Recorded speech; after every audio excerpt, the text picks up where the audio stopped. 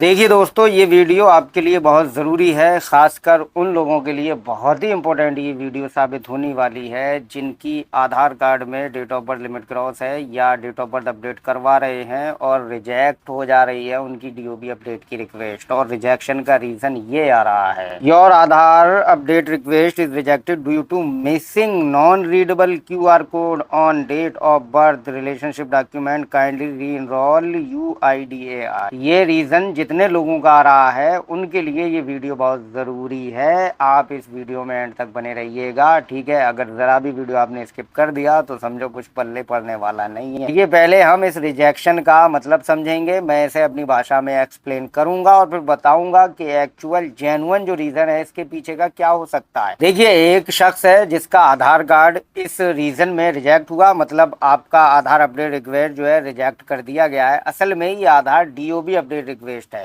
वो इसमें रिजेक्ट कर दी गई है आपकी डीओबी अपडेट रिक्वेस्ट, ठीक है। Missing non readable QR code है, मतलब आपके बर्थ सर्टिफिकेट पे जो क्यूआर कोड है वो मिस है या फिर वो जो है वो नॉन रीडेबल है, इसलिए आपको दोबारा अपडेट करवाना है। तो ये दोबारा री इनरोल कराना है, इसका मतलब ये नहीं है कि आपको री इनरोल ही कराना है। असल में ये काफ़ी सारे लोगों की समस्या थी, तो मैं इसके पीछे पड़ गया कि इसे पता करते हैं कि ये जेन्युइन रीज़न क्या है। असल में ये DOB limit cross update request reject हुई है, ये उसका स्टेटस है जो मेरे एक फॉलोअर्स ने इंस्टाग्राम पे मेरे पास भेजा था और मुझसे कहा था कि सर इसका मतलब बताइएगा और फिर वीडियो भी बनाइएगा। तो आज जब पता चला है तो मैं उसका वीडियो बना रहा हूँ आप लोगों के लिए, ताकि कई लोगों को फ़ायदा हो। देखिए, UIDAI को जब हमने ईमेल किया तब UIDAI ने जो अंदर की बात बताई वो कुछ और ही है। ये देखिए स्क्रीन पर लगी हुई है और मैं पढ़कर सुना रहा हूँ, ये इंग्लिश में है। इंग्लिश मेरी थोड़ी वीक है तो मैं इसे हिंदी में ही पढ़ूंगा। देखिए, UIDAI कह रहा है, प्रिय आधार नंबर धारक, आपको सूचित किया जाता है कि आपने पहले फर्जी जन्म प्रमाण पत्र का इस्तेमाल करके अपनी जन्म तिथि अपडेट करवाई थी। अब आप जन्म प्रमाण पत्र और शपथ पत्र का इस्तेमाल करके अपनी जन्म तिथि अपडेट करवाना चाहते हैं।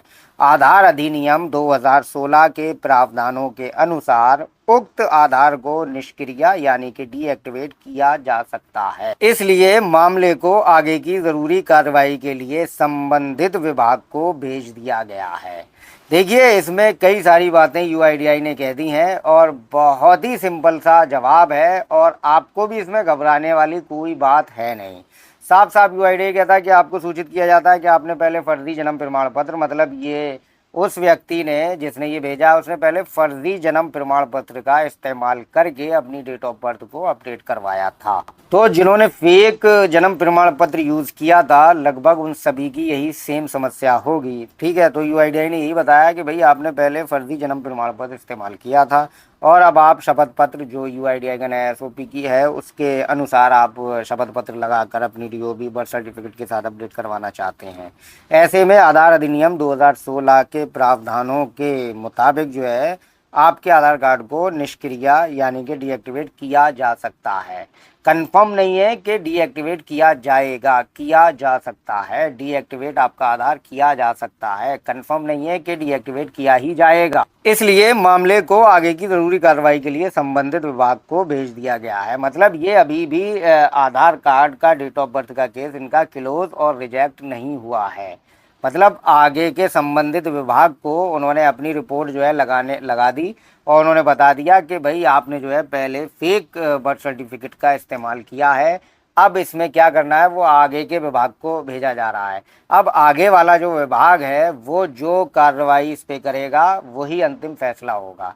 जैसे अगर उन्होंने सोचा कि इसका आधार कार्ड निष्क्रिय कर देना चाहिए तो आधार कार्ड को डीएक्टिवेट निष्क्रिय कर दिया जाएगा, फिर रीएक्टिवेट किया जाएगा, तब आपकी डीओबी अपडेट की जाएगी।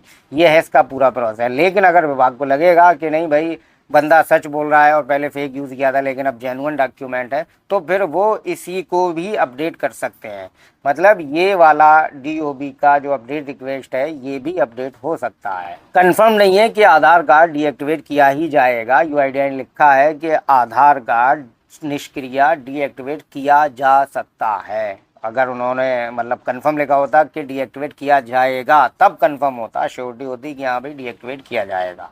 हालांकि कई लोगों के साथ ऐसा हुआ है कि उनका यही केस था और उनके आधार कार्ड को विदाउट डीएक्टिवेशन के यूआईडीआई ने उनकी डीओबी अपडेट कर दी है। तो देखो, इस वीडियो के जरिए मुझे उम्मीद है कि काफ़ी लोगों को नया कुछ सीखने को मिला होगा, खासकर उन लोगों को जिनका आधार कार्ड मिसिंग क्यूआर कोड या नॉन रीडेबल क्यूआर कोड के रीजन में रिजेक्ट हुआ है और बेचारे परेशान हो गए हैं डीओबी की रिक्वेस्ट को डाल डाल के डीओबी अपडेट कराने को लेकर। तो उन लोगों को सुकून भरी राहत मिली होगी। असली जो रीज़न है वो यही है, और लोगों के हिसाब से रीज़न जो है वो अलग अलग हो सकते हैं, लेकिन मैंने इस रीज़न का पता लगाया जो आप लोगों को भी बताया है। तो अब अगर आपका भी कोई सवाल है तो कमेंट ज़रूर कीजिए। तो फिर अगले वीडियो में मिलेंगे, तब तक के लिए अपना ख्याल रखिए।